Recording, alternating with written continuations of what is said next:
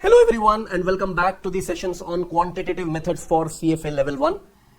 In this class, in continuation of the topic probability trees and conditional expectations, if you can recollect, in the previous class we have focused mainly on the expected values and finding the deviations from the expected values. Particular focus was on standard deviation, and we have used the probabilities to find the expected value and the deviations from such expected value. The real core of this chapter is with the probability trees. Now this is the most interesting area within probabilities, and where you will be understanding what are conditional probabilities, what are joint probabilities, prior probabilities, posterior probabilities and marginal probabilities. We are going to discuss all these concepts and what happens. That is why understanding of these basic things, it is required. Once again, for me to remind you, earlier the probability basics were in CFA level 1.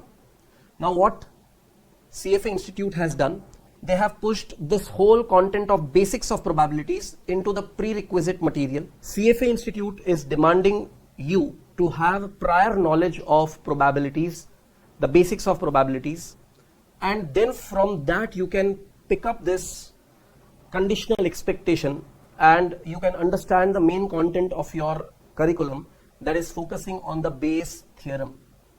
And knowing that many candidates will not be aware of those basic concepts in probabilities, what I'll try to do is I'll start a bit from scratch, fine-tuning every basic aspects and concepts of probabilities and concepts related to probabilities under the topic heading probability trees and conditional expectations.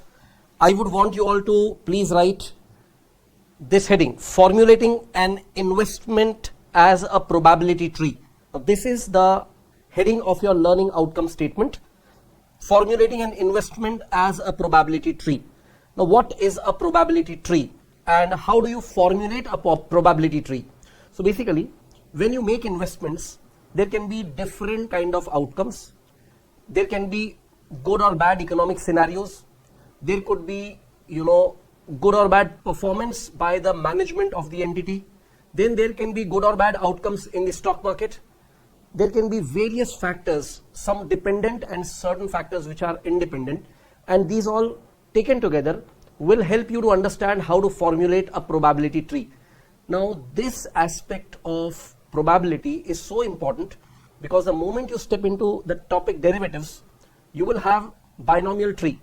Then application of that concept continues to even topics like fixed income, and not just at level 1, even at level 2.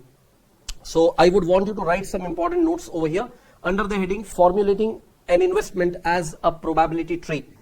A probability tree, also known as a tree diagram, is a visual and analytical tool used in probability theory to map out and analyze all possible outcomes of a series of related events.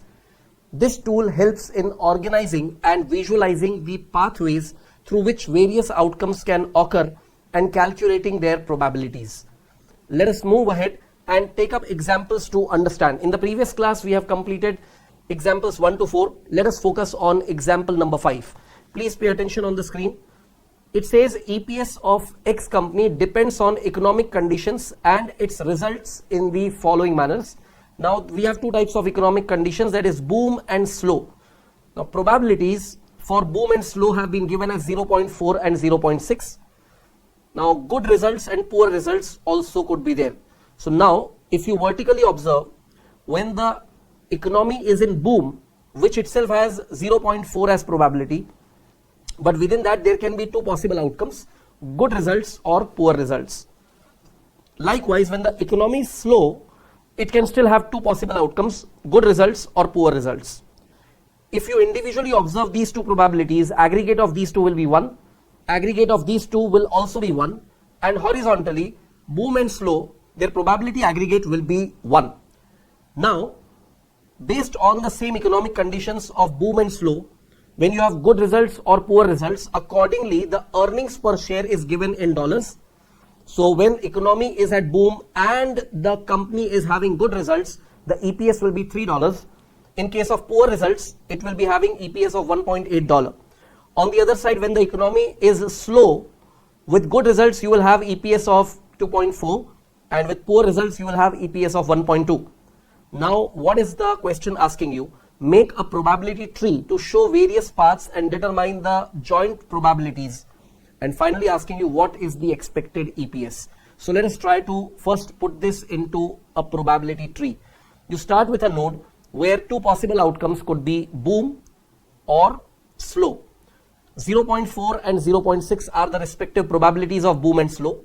Then when the economy is at boom, there can be two possible outcomes: good results with 0.75 as probability, poor results with 0.25 as probability. Likewise, when the economy has a slow condition, there may be still a good result with 0.30 as probability, and it can have poor result with 0.70 as probability.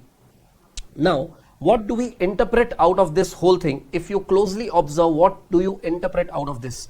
When the economy is at boom and there is a good result, that means we are jointly bringing two conditions, that economy is at boom and the company has shown good result. That combination we are identifying as path 1. That is boom and good result, that combination is path 1. But there can be a possibility of boom but still poor result. So in spite of boom there is a poor result, that is also a possibility. That path we have identified as path 2. Then slow but still good result is path 3, and slow and poor results, that combination is path 4. Now what you need to do, you have to identify joint probability and EPS for each of these paths. Now look at the examples in your book, and you have been given a small table at the later part of the example where economy is at boom and there is a good result. How much is the EPS given in that combination? You look, you'll be getting some EPS in this combination. That will be the EPS associated with path 1. Likewise, you can identify EPS for path 2, path 3 and path 4. That is already informed to you in the example. What you need to work out is this calculation, joint probabilities. Now see guys, what are joint probabilities and how to determine these probabilities? This is a fundamental concept and you should know how to determine joint probabilities. First you focus on one thing. When the economy is at boom, there can be two possible outcomes, good result or poor result. So we say when economy is at boom and there is good result, what will be the probability of that? 0.75 of 0.4, correct? And when the economy is at boom but it is indicating poor result, what could be joint probability of that? 0.25 of 0.4. So basically the probability of 0.4 is to be split between 0.75 and 0.25. In other words, you split that probability in the ratio of 3:1. When you put it in the ratio of 3:1, you get the joint probability of each path. So pick your calculator and check 0.4 into 0.75. It will give you what? 0.30. And the concerned EPS in that combination is given as $3. Look at the example data. It is given as $3. Then when you have to find the joint probability of this path, it is boom and poor. So 0.4 multiplied by 0.25, that will give you joint probability of 0.1. And the combination indicates EPS of $1.8 as informed in the example. Then when there is slow economy but good result, so it will be 0.6 into 0.3, that gives you 0.18. And when there is slow and poor result, it will be 0.7 into 0.6, that will give you 0.42 with the EPS figures already reported in the question. So first thing what I would want you all to do is write down this entire probability tree and then I take you ahead. What you just need to do, you just need to identify that these are the 4 possible EPS figures given to you in the example. But there was no clear indication of what will be the probability of getting each EPS because all this was conditional. Now when I say conditional, when can you have this kind of EPS? When both the conditions are happening together. That is, it should be a boom in the economy and there has to be good result. But see, there could be a possibility that market or the economy is having a boom, but the company could not perform well that time. So the results were poor. That combination is going to give you EPS of 1.8, but the prior combination is going to give you EPS of 3. Now these four are the four possible outcomes. When I say four possible outcomes, means they are associated with their respective probabilities. You need to always check the aggregate of all these joint probabilities must always be 1. Aggregate of all joint probabilities must always be 1. So now to compute EPS or expected EPS, what you just need to do, each EPS will be multiplied to their respective joint probabilities. The way we find expected values, the way we started the class with this particular topic, that to find expected value, you take xi into pxi. That is, xi is the value and pxi is the probability of occurrence of that value. So $3 is the EPS and 0.3 is the probability of that particular EPS. So you multiply each probability to their respective values and you will be getting the outcome as expected EPS. Let me just present it over here on screen. So expected EPS will be, in one line you can make the calculation, $3 into 0.3, $1.8 into 0.1, $2.4 into 0.18 and $1.2 into 0.42. Aggregate of all these values will be the expected EPS, that comes to $2.016. Let us move ahead and now delve into the most important aspect of this class, that will be understanding Bayes' theorem. When applying Bayes' theorem to two conditional events A and B, we extend the basic idea to account for the relationship between these two events. The theorem helps us to understand how the probability of one event, that is A, changes when we have knowledge about the occurrence of other event, that is B. Now before I take you ahead over here, let me explain this point to you. This is something very, very important. See, suppose I'm giving you just a simplest example. You have to go to the market and you are doubting that there will be a rainfall. Now you are in a dilemma, should you carry an umbrella with you or not? So carrying an umbrella where there is no rain, unnecessarily it will be a baggage to carry along with you. Not carrying an umbrella, and if it rains, it will be a bigger trouble. Best thing will be when you don't carry umbrella and there is no rain, or when you carry umbrella and there is rain. So favorable combinations should make you happy, correct? Now imagine that just when you were in this dilemma, you happen to find a news channel which was giving exact the current weather report, and it says that within this coming 1 hour we are expecting heavy rainfall. Now see what happens. You got an update in your information. Given that there will be rainfall, now you don't have a choice, you should carry an umbrella with you. What happens? Your actions become more specific because you are taking not an unknown situation based decision, but you are taking an informed decision. You know what is going to happen, or there is a high probability of something happening, and accordingly you are taking action. You are getting my point, right? So it is like, knowing that the economy has a boom and you are expecting good result from your company, it will produce a bigger EPS, and therefore before the price of this share shoots up in the market, you buy this particular share so that you take advantage when the price of this share goes up. So this kind of activity by an investor would require certain informed decisions. That means when one particular event which has already occurred, your probability of the next event which was dependent on this will be definitely more clear, and then your risk involved in decision making gets substantially reduced. And that is where the Bayes theorem works fantastic over here to work out the posterior probabilities. Now what are posterior probabilities? I'm going to explain in detail, but what you should understand right now, in this paragraph we are talking about two events A and B. Event A would occur or not occur, or occur with different probabilities depending upon whether event B is occurring or not. That means event B, what could be outcome of that particular event, based on that event A will occur or not occur, or I would say will occur with different probabilities.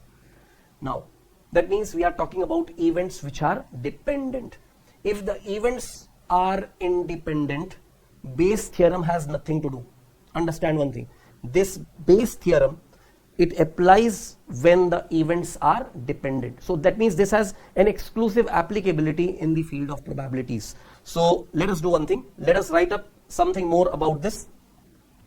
Bayes formula is used to update a given set of prior probabilities for a given event in response to the arrival of new information. So as I said, once you observe something in the news channel about the weather report which is giving indication of high chances of rain in next 1 hour, it is basically arrival of a new information, and the event in response to arrival of that new information will update a set of prior probabilities. So whatever was the prior probability, now that probability won't remain that, there will be an updation in that prior probability. How to make that update, we are going to understand through Bayes theorem. Let us move ahead and continue further.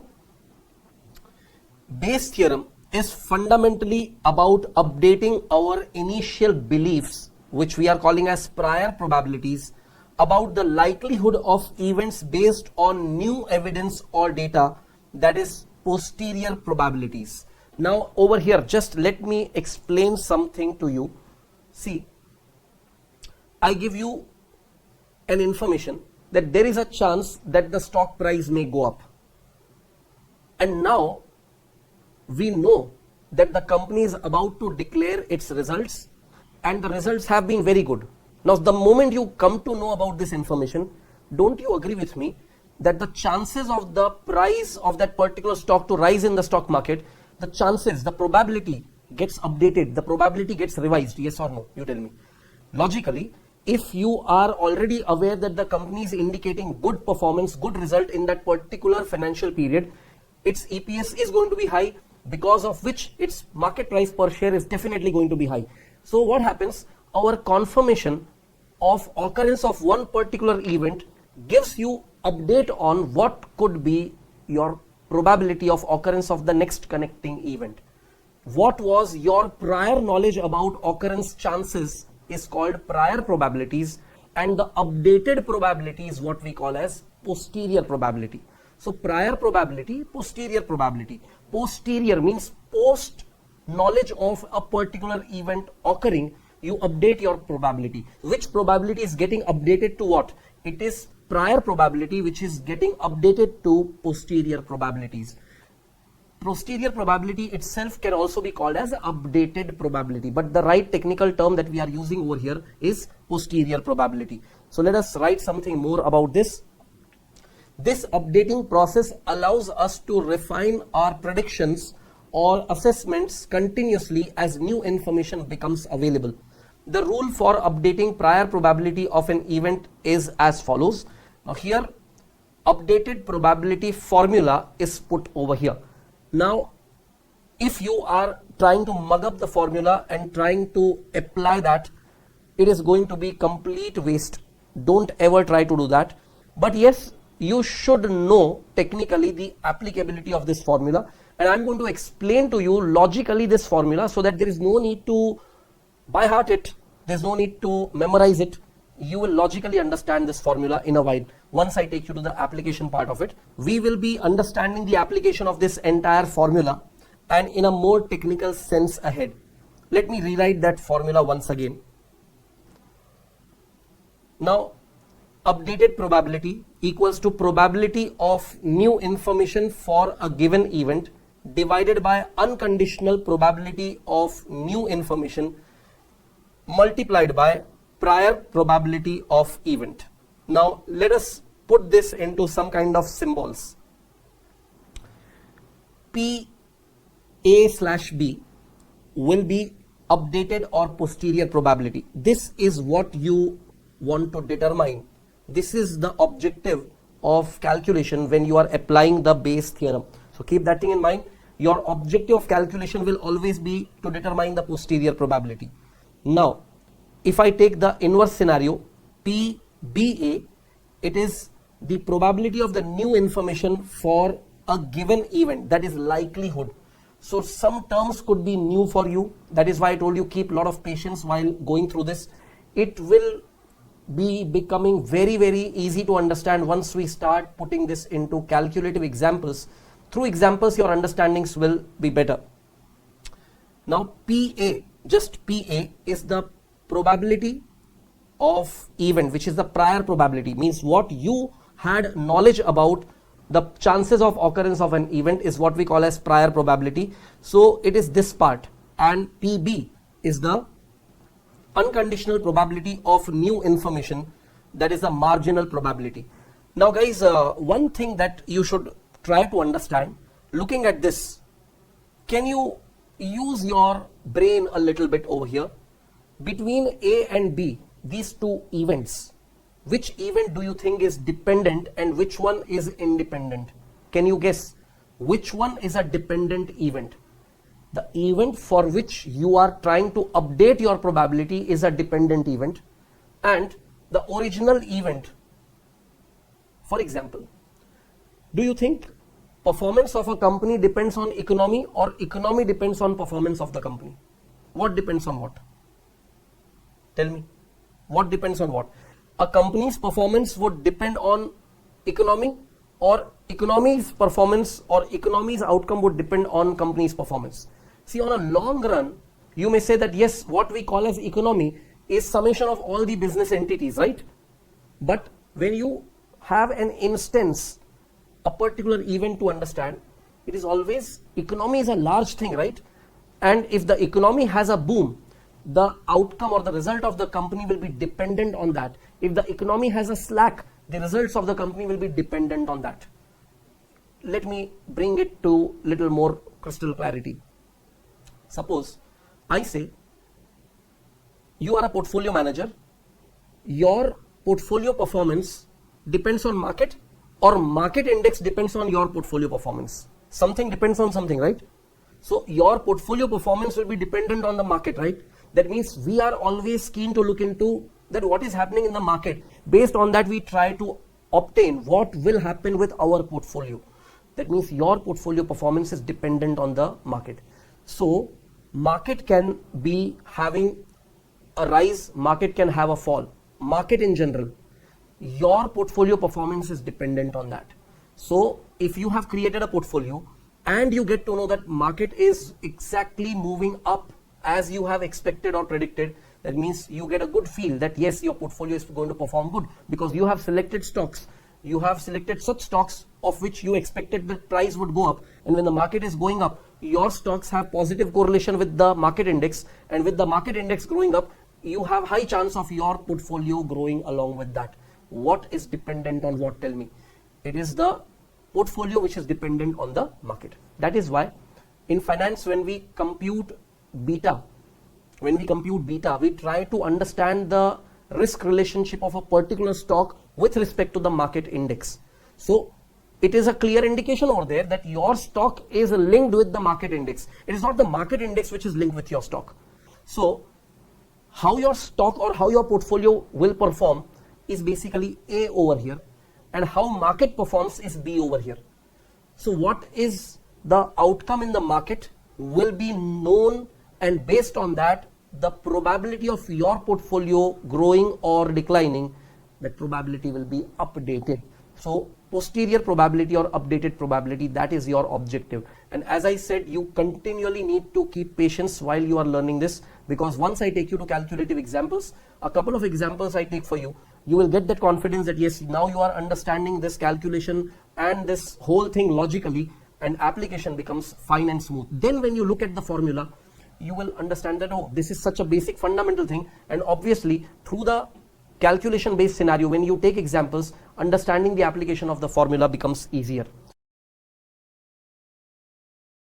Let us move ahead, and now we talk about the base formula.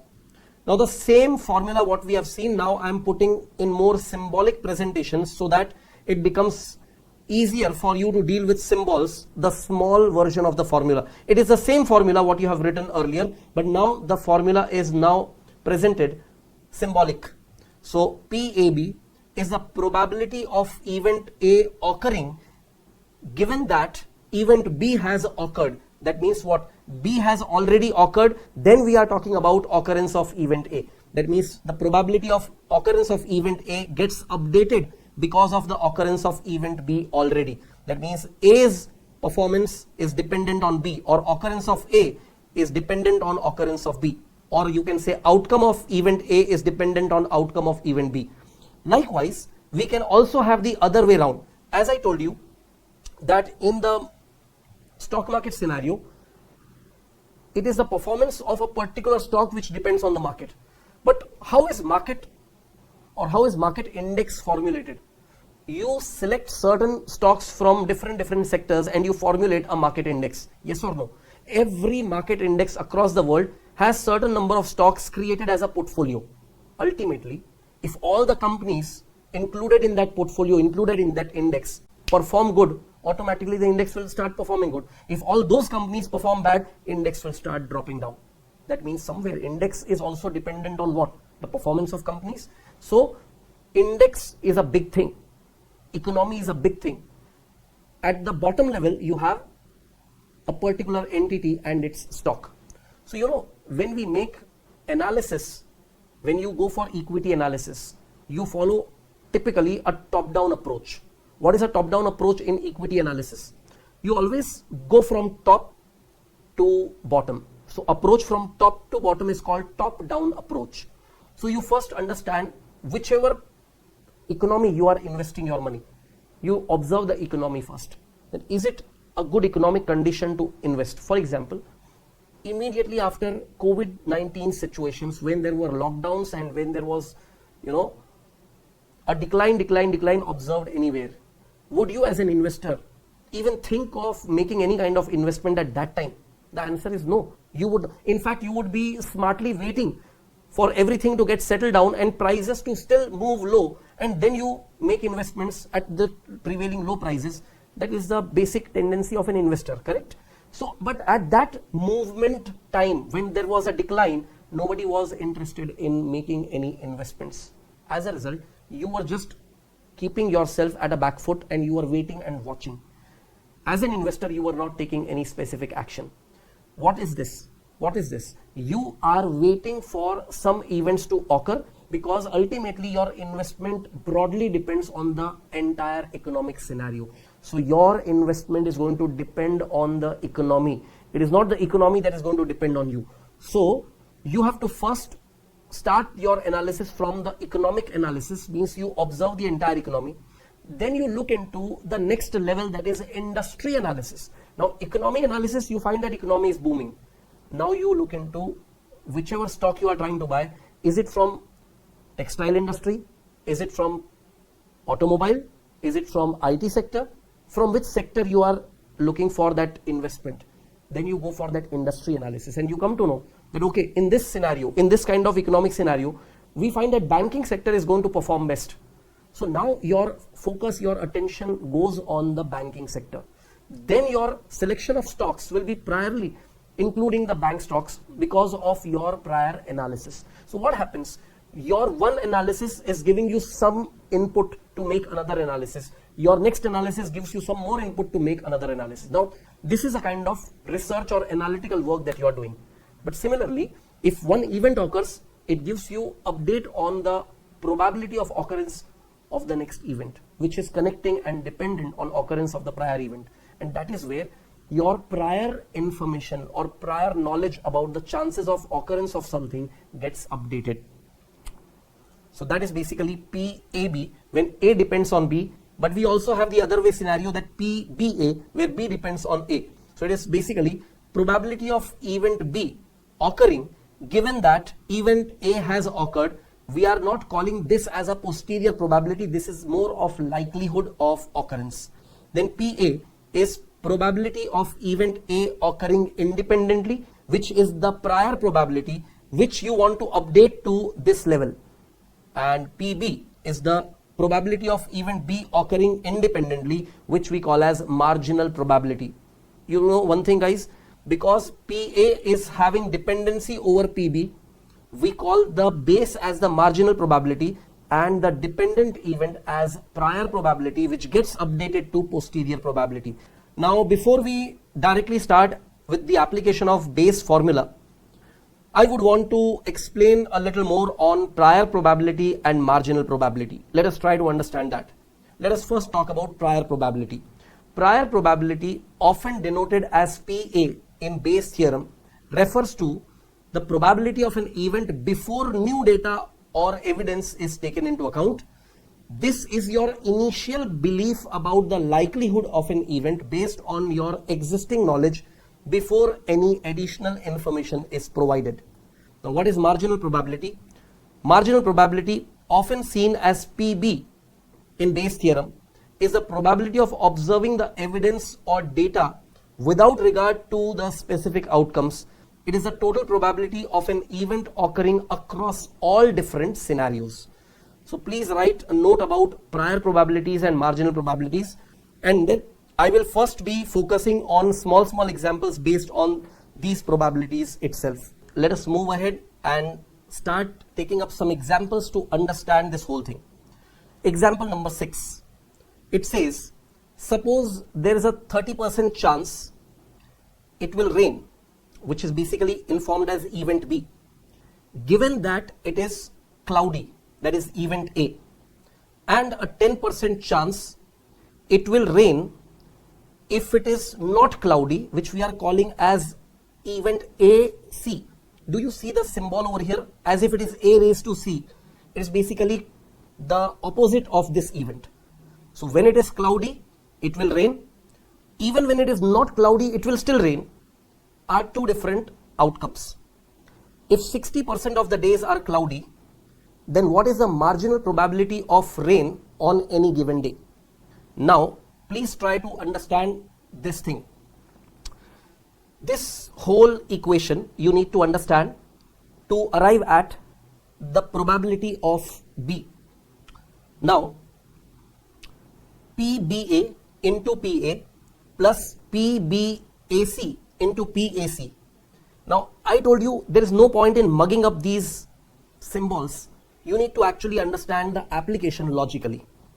Look at this whole thing. By calculation, it is 30% into 60%. What does that mean? 60% of the days are cloudy. So 60% chance that the days will be cloudy, and when the days are cloudy, there will be a 30% chance that it will rain. So joint probability will be 30% of this 60%. That means in this probable outcome, there will be rainfall that we will experience. However, 10% chance that it will rain even if it is not cloudy. That means rain can still happen when it is not cloudy.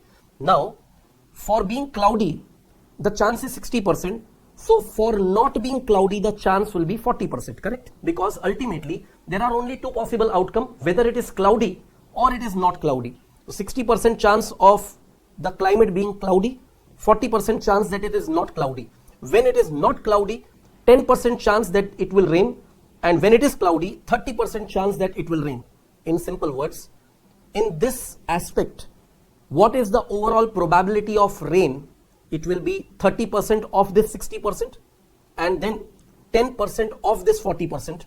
Finally, 0.3 into 0.6 will give you 0.18 plus 0.1 into 0.4 will give you 0.04. Taking aggregate of 0.18 and 0.04, it will give you 0.22. So we can conclude. So there is a 22% chance that it will rain on any given day. Whether it is cloudy or not cloudy, overall probability of rainfall is 22%. There is something that could still bother some students. What could be the point of botheration? These could be these formula notations, variables, where it is not comfortable for your brains to accept. But you know what? There is no such need. Ultimately, in exam, you have to arrive at the correct answer, and there formulas don't work. See, formula by hearting has to be done by someone who doesn't understand the concept. If you don't understand the concept, if you cannot follow the logic, then you have to depend on formula. You tell me one thing, when we talk about dependent and independent, does the concept depend on formula or formula depends on concept? It is always the formula that depends on concept, right? First, what evolved was concept. Based on that, to apply that concept, formulas were developed by mathematicians. And mathematicians did one good thing. that they created formulas for someone that, mathematicians, they generally have this kind of tendency. They believe that what we understand, other people may not understand. So we are giving them formula. You apply this formula and you solve a question.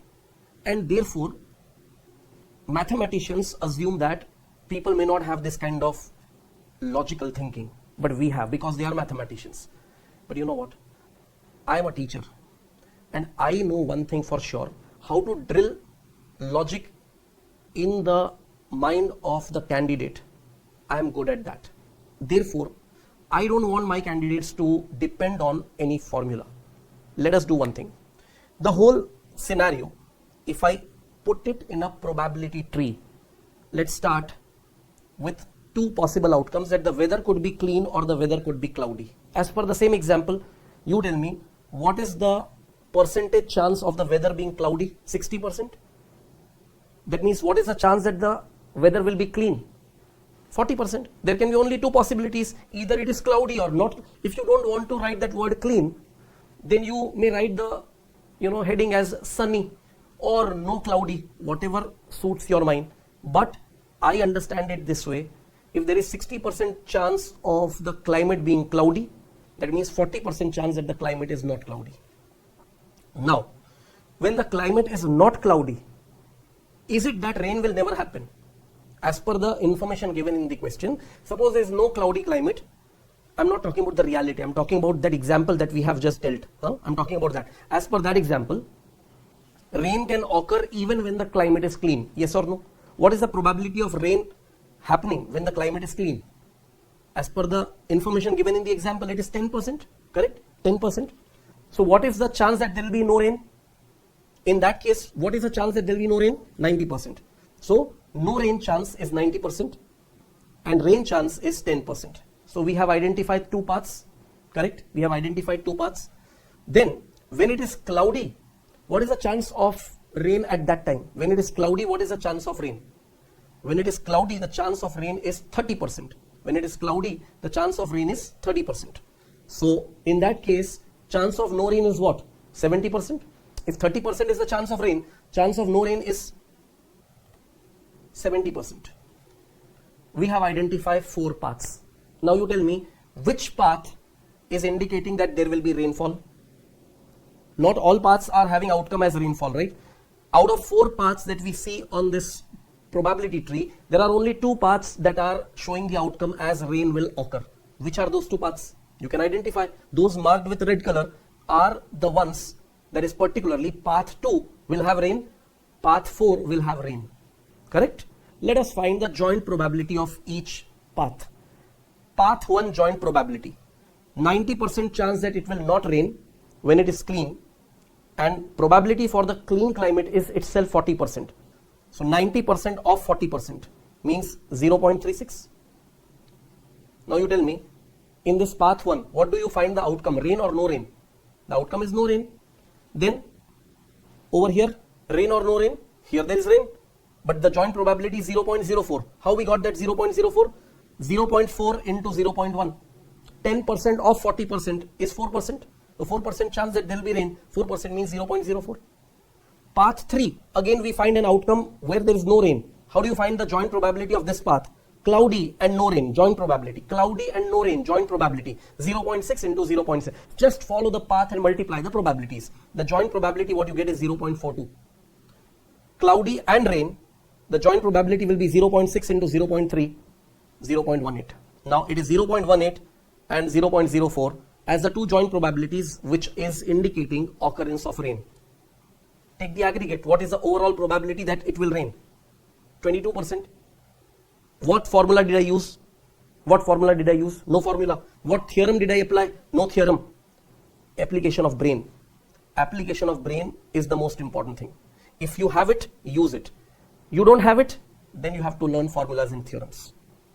So I'll give you a moment to write up this whole thing in case you want to write it down.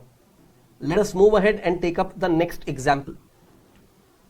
If 5% of borrowers default, that is event B, when employed, that is event A, and 15% default when unemployed, that is event AC. If 90% of borrowers are employed, then what is the marginal probability of a borrower defaulting? See boss, this is again a very straight simple example where using Bayes theorem or making a probability tree and finding the outcome, it is all up to you. You can do it. You use your simple logics and things will be clear. So you understand what the question is trying to tell you. They are trying to relate that a borrower may or may not default. What is the meaning of borrower defaulting? Means borrower is not repaying the interest and principal on time or not paying at all. That is making a default. So this is basically an event of credit default. We call this as a credit default event in the field of fixed income securities, correct? Like where you are talking about lending and borrowing, we call this as a credit risk which is resulting into a credit default. Now simple point is, I am a bank, you people are borrowers. Amongst all of you, suppose some 7 people are unemployed, remaining 93 people are employed. So what does that signify to me as a lender? Because I am going to give loans to you. If you are not employed, won't I have a fundamental doubt that how will you repay the loan? So the probability of a default by a customer or by a borrower who is unemployed is high, and the probability of default by someone who is employed is low. Now first tell me, how many borrowers are employed? Look at the example. How many borrowers are employed? 90% borrowers are employed. That means how many borrowers are unemployed? 10%. Now, when the borrowers default, when they are employed, only 5% borrowers will default. Correct? So it will be 5% of 90%. And 15% will default when they are unemployed. And unemployment probability is 10%, means 15% will be applied on 10%. So you find 5% of 90% and then 15% of 10%. Whatever you get, take aggregate of that, task done. So you can again draw a probability tree. Employed, unemployed. Employed 90%, unemployed 10%. Employed, making a default 5%. Not making default 95%. You understand, individually default probability 5%, so not default probability will be 95%. Correct? Then when it is a case of not employed, the default probability is 15%, so no default probability will be 85%. Your decision tree, or I should not call it decision tree, I should better call it probability tree. By visualization, your probability tree is ready. Now you don't have to focus on all paths, you have to focus only on paths where default is made, because they are asking the marginal probability of a borrower defaulting. So as I explained to you, 5% of 90% plus 15% of 10%, task done. Look at the answer. Don't bother about these notations if your logic is clear. So 5% of 90% plus 15% of 10%, it is 0.045 plus 0.015, aggregate 0.06, 6% chance of a borrower defaulting. Isn't it so simple? Isn't it so simple? So nobody is asking you to write formulas and theorems and symbols in exam. You have to land up at the correct answer. Choice is yours, whether you want to use logics and arrive at correct answer, or you want to use formulas and arrive at correct answer. You should be aware of what is Bayes theorem.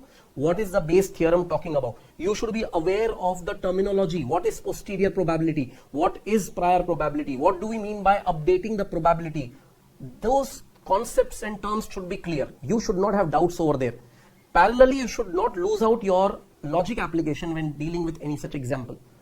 Your complete knowledge is what we are seeking, right? Your complete knowledge has to be there. Knowledge, complete knowledge means what? Your logical understanding clear, your terminology and their meaning is clear, a formula and its variables are clear, and how to apply that formula, even that is clear. If you find yourself weak at something, just work more on that. That's all. That is what you have to do. You find yourself weak into some area, work more on that, and you will be clear with that. So when you are attending this particular class right now, those all who are attending this class right now, you can get a sense, while I am discussing this with you, you can get a sense of what is a comfortable understanding for you, and what is causing a little discomfort. When you revise this class, when you revise this topic, you put more time and effort on things which were little discomforting for you. And if it is still discomforting, I am always approachable. You just message me, you call me, and I'll clarify your doubts. So let us just take an opportunity to write up this whole thing. Let us move ahead and take up another example. Example number 8. It says, imagine you are analyzing the effect of earnings announcement on stock price movements. You want to determine the likelihood of stock prices going up on the day of earnings announcement. 70% of the times, companies meet or exceed earnings expectations. When earnings meet or exceed expectations, that is what they are referring as A. Stock price increase, that is what they are referring as B. 80% of the time, that means whenever the earnings expectations are met, or the expectations, or actually the earnings are more than the expectations, then 80% of the time the stock price will increase. That means 20% of the time there could be even possibility that stock price does not increase, correct? When earnings do not meet expectations, that is AC, stock prices increase 30% of the time. What is the marginal probability that the stock price will increase on the day of earnings announcement? Once again, guys, I would say you definitely can use the formula notations and make the calculation. But you look at one thing. The stock price movement is shown as if it is dependent on earnings announcement. So there was some expectation of earnings. The announced earnings, is it meeting the expectation or is it exceeding the expectation? Then it's a favorable situation.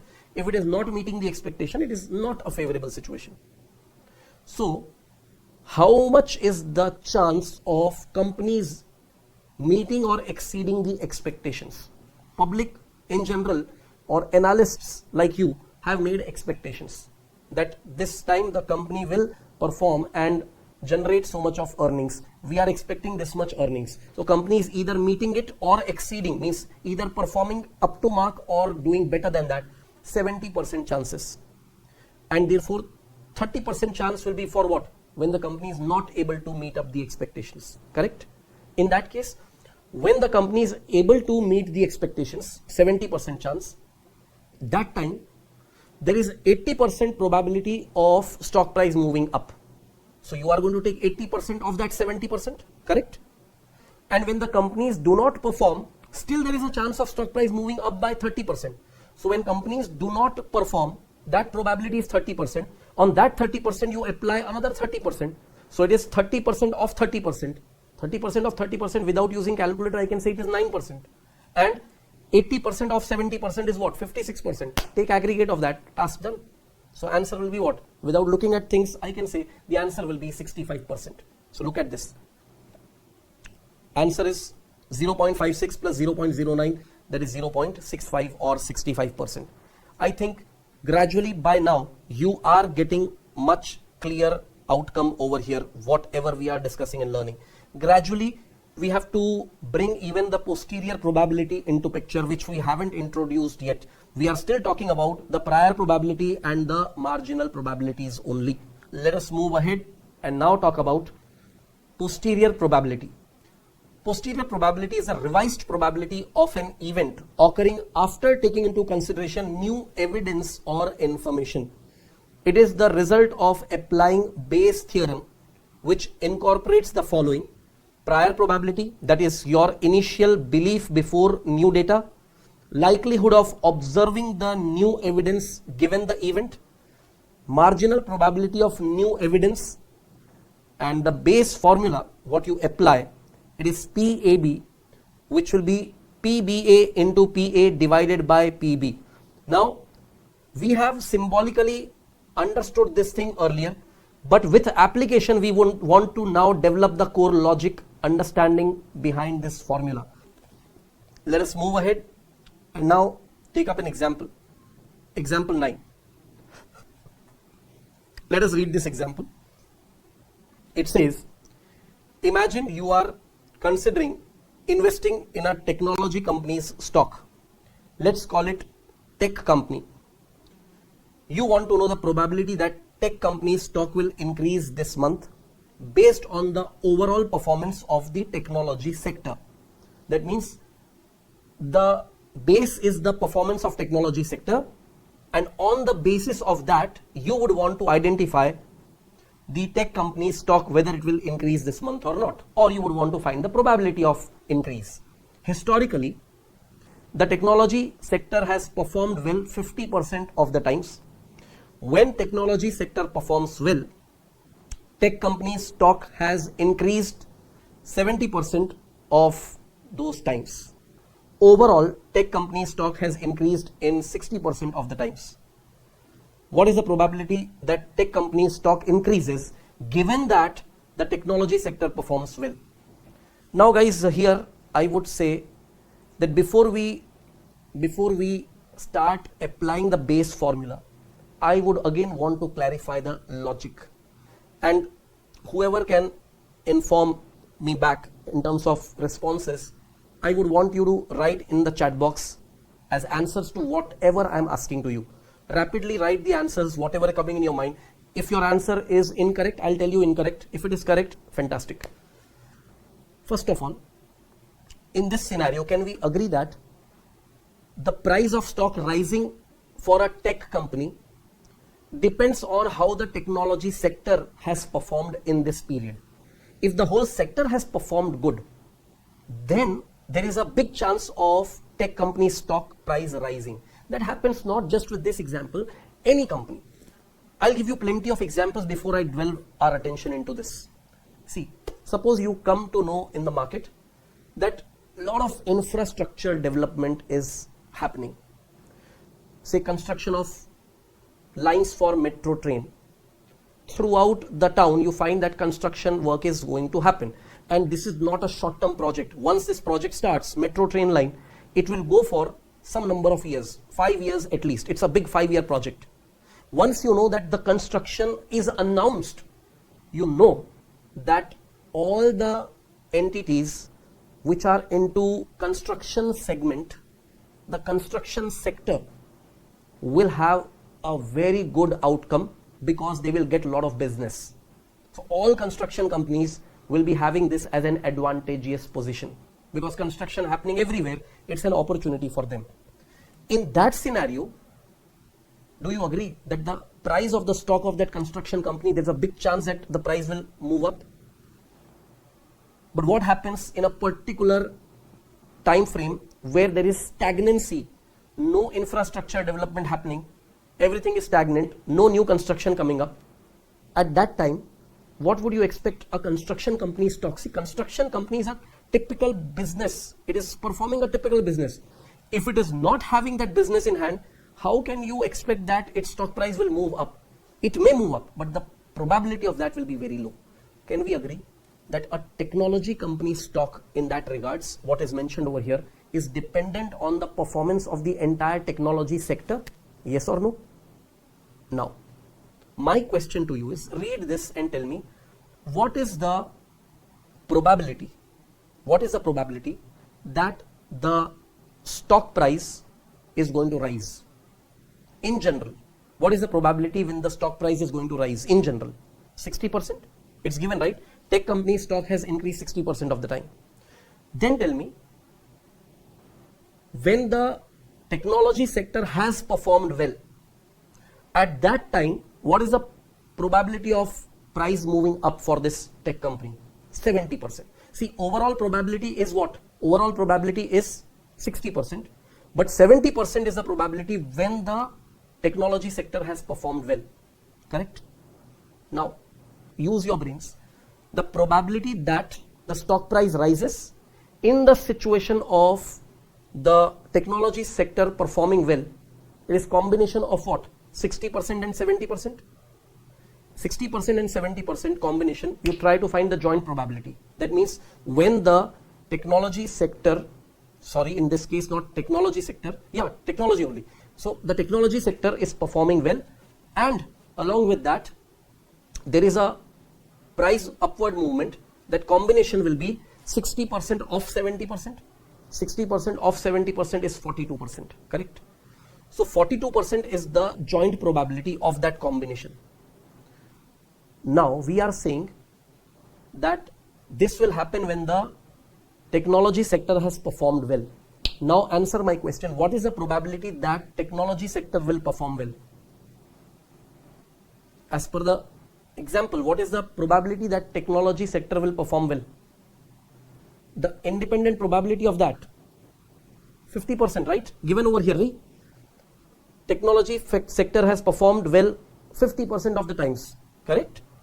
So we say the technology sector performing well and the stock price increasing, the joint probability is 42%. Provided technology sector performs well, the probability of itself is just 50%. But when I give you an updated information that boss, technology sector has performed well, that means now that 50% chance does not exist. It is now clear chance that technology sector has performed well. I am giving you an updated information.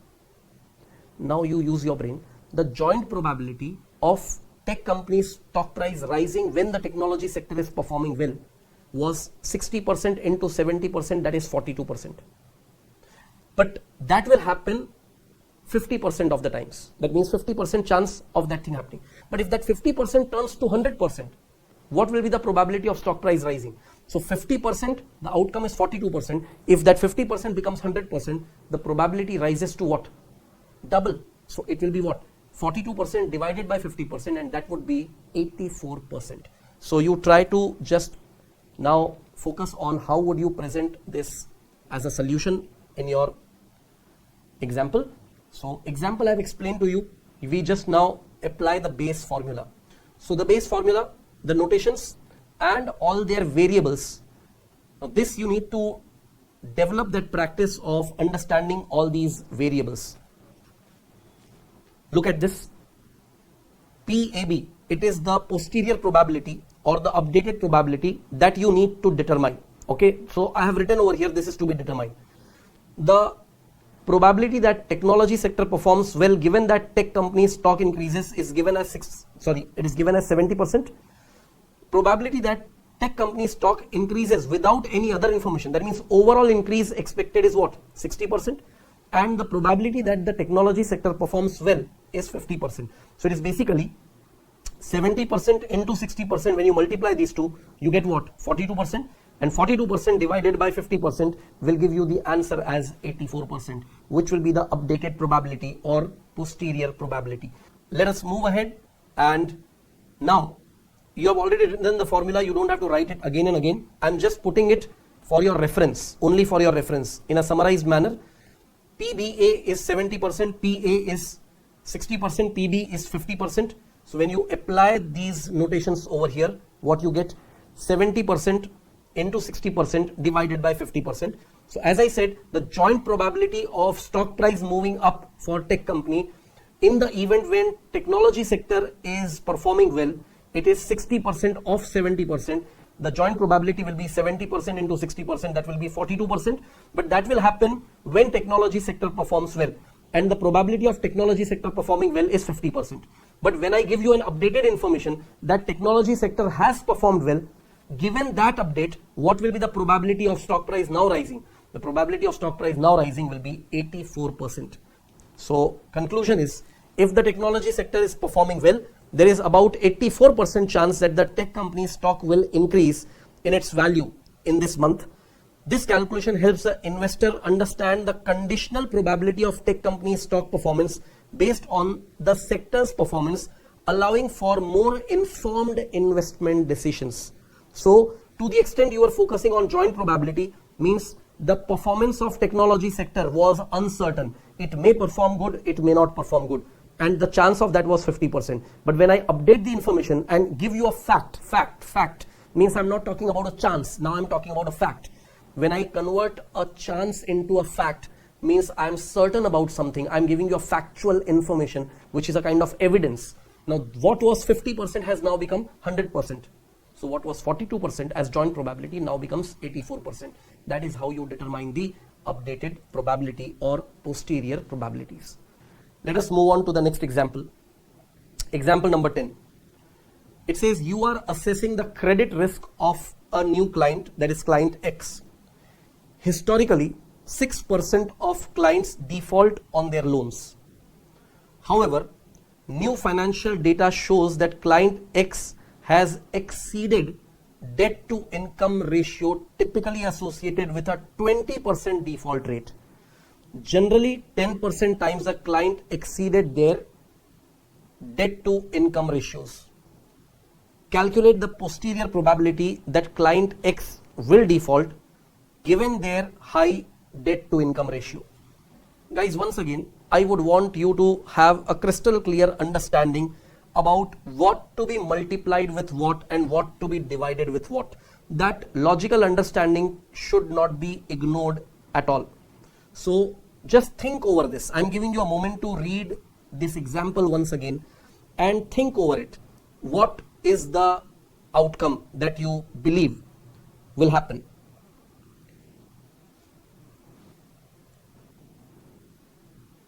If I just try to summarize this whole information, what is the overall probability of clients making default? 6%, right? And that time the rate increases to 20% as a default rate when the debt to income ratio is high. So you understand it this way, that overall probability of clients making default is 6%. But when the client has the debt to income ratio as high, debt to income ratio as high means when you take somebody's debt divided by their income, debt to income, it shows their kind of, repayment capacity. The lower the debt to income ratio, the better it is. The higher the debt to income ratio, the more is the risk involved. And what is that risk involved? The risk of non-payment or the risk of default. So when that risk is existing, the probability that the client will default rises to 20%. So you understand. Standalone probability of the client making default is what? Standalone probability of the client making default is 6%. But the combination that client is making default when their debt to income ratio is high, that combination is 20%. So first thing what you will do is take 6% into 20%. But this will happen, that combination will result into a joint probability. But that will happen when? Only when there is a chance of debt to income ratio exceeding, and that is found in generally with 10% times. That is this line clarifying. Generally 10% times the clients exceed their debt to income ratio. So simple logic is 6% into 20%, whatever be that joint probability, that will happen when there is a high debt to income ratio, which itself had a probability of 10% only. But if I announce that this we have observed with a particular client, whatever be the joint probability in the numerator, you divide it by 10% to arrive at the updated probability of what will be the chance of default by this particular client. So let me show the calculation and your entire solution over here. Look at this solution. Base formula. You write the formula first along with the notations defined. PAB is the probability that client X will default given their high debt to income ratio. This is what we have to find. PBA is the likelihood that the clients default given that clients have exceeded their debt to income ratio. This is given as 20%. PA is the probability that the clients default over their loans, which is given as overall 6%. And PB, that is probability that the clients exceed debt to income ratio, is given as 10%. So to solve this, what you are supposed to do, you are supposed to multiply 20% into 6% in the numerator and divide it by 10%, and whatever you get will be the updated probability of the client X, that is this particular client making a default, already knowing that the debt to income ratio is high for this client. Let us move ahead and make the last calculation that is required. The base formula, you don't have to write the formula again. I'm just writing it for your convenience and summarizing all the variables over here. So the calculation goes this way. It will be 20% into 6% as the joint probability, but when that happens with a probability of only 10%, but that 10% when it becomes a certain thing, then the overall probability of client X making a default, knowing that the client has high debt to income ratio, it will be a 12% chance. Now, this will be end of that particular solution and end of this particular session as well. More and more practice with this is needed. So before the next session, I would want you to revise this thoroughly and be ready when we have the next round of discussion on conditional expectations and probability trees. So thank you very much for attending this class.